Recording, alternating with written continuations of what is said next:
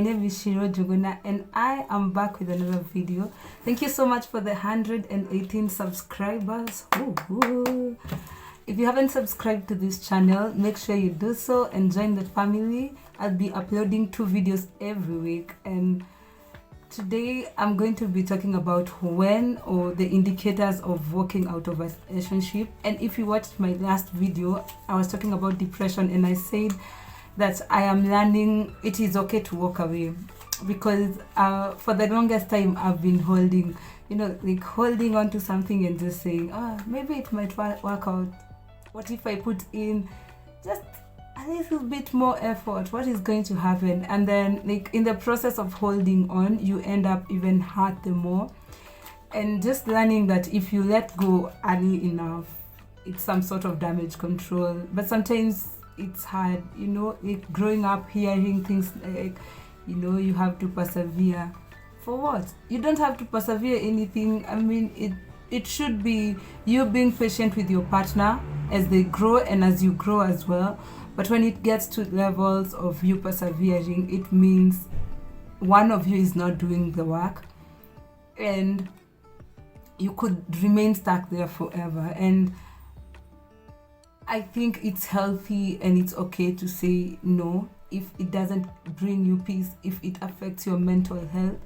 It's just okay to walk away. And I'll just bring in 5 things which for me I think would be indicators of it's time to pack my bags and leave. And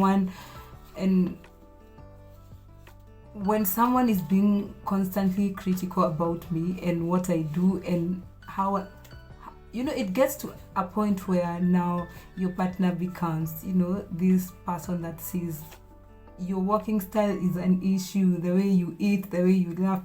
And it gets there. I've had stories of people, and also being in situations where someone is critical about every aspect of who you are. And it's fair enough to say that when someone is constantly critical of you, it's because they have lost interest over time, and they can't find any appreciation to give to you. And I think it's safe before it has a toll on your self-esteem and in who you are. It's just safe for you to walk away. Too, if you start learning about your partner and what is happening around them and in their life from other people, whether it's their other family members or social media or colleagues or whatever, if you start learning things about them from other people and they don't tell you firsthand, I don't see why you should be there, to be honest. So, because for me, if I'm with someone, that someone is my safe space, and when something is happening to me, I want to tell them, I want to feel safe around them. And if this person never finds the need to let you know what is happening inside in their lives, then I mean, it's just safe for you to just say, okay, I think I don't see why I'm here, so yeah, that's good. We could just as well be apart. And thirdly, when someone attacks your character when they are angry, listen to them. And I think I would advise, when your partner is angry, pay attention to the things that they say. And I learned this in 2018. When people are angry, they say whatever they've wanted to say but never got a chance to say it, so you better pay attention. And as a partner, I think it is fair for you to say things when you're in a disagreement in a way that a week after your partner won't feel attacked. They won't feel like you are being malicious as you are solving the issue, and they will feel that you did this. Everything that you did during the disagreement was out of love and you wanted to sort through things, and not just attacking someone, attacking their character. For example, if your partner did something and and you feel that it's selfish, you can say it into 2 ways that sounds almost the same, but one way can be more damaging than the other. You could tell them, I think you're selfish, or you could tell them what you did was selfish. When you say, I think you're selfish, you've attacked their character. You're saying these people are selfish. When you say, I think what you did was selfish, now you separate the action from the person that did it. And you know, when they sit down, they'll feel, yeah, that's true, I acted out of selfishness and there's something I can do about it. But when you say you're a selfish person, they could as well feel helpless. It is who I am, I can't do anything, I can't change a thing. So yeah, it is good to keep an eye on, you know, how you solve disagreements and the things that you tell your partner when you're angry and things of the sort. Also, when your needs are constantly ignored in a relationship, I think it is better for you to just walk away. Because I've seen cases where you're telling someone, this and this doesn't serve me, I don't feel good when you do this and this, I don't feel good when this and this happens. But that person, it's like they constantly repeat it, it's like they do it just to see your reaction. I never quite understand why you would do something over and over if it's not a personality issue.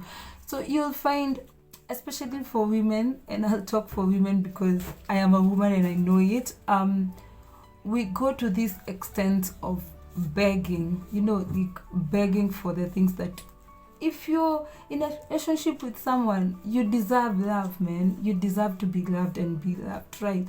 And when you're begging for it, I don't see why you should be there. And a woman friend of mine told me, you should never pray for a man to love you, right?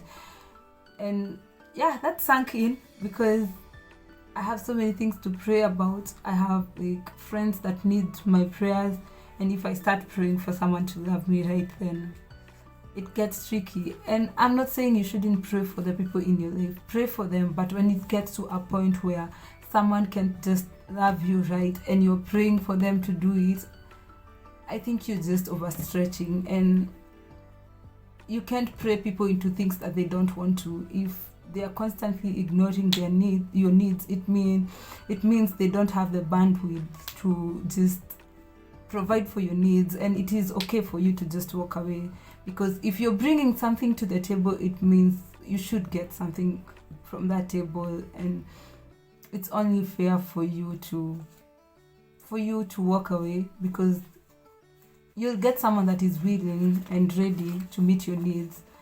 And if you ever have to compromise anything, your character or the values that you set at the beginning of a relationship for your partner to feel loved, I think that's the point that you need to walk away. When you're loving someone, you don't have to prove it, and it should be seen, and those people should be confident in the fact that you love them.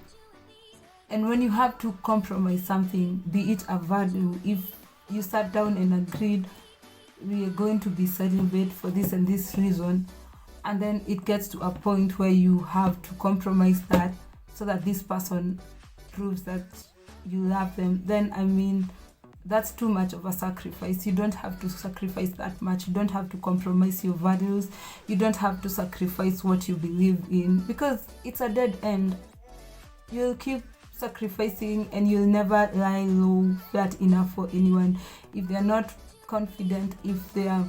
And most of the times when you have to prove to someone that you love them, it's not an issue with you, it's an issue with them. They don't feel like they deserve the love that you're giving them. And if you keep compromising, you'll find that you compromise after a compromise, and they'll never feel enough, they'll never get it enough. So if you have to compromise for them to feel loved and to feel acknowledged, sis, bro, I think it's just time to pack your bags. And yes, guys, if you have more points on when we should walk away from these things, I would be more than glad to read them in the comment section below. And make sure you like this video and subscribe to this channel if you haven't done so. And until next time, you guys have a good one, and bye bye.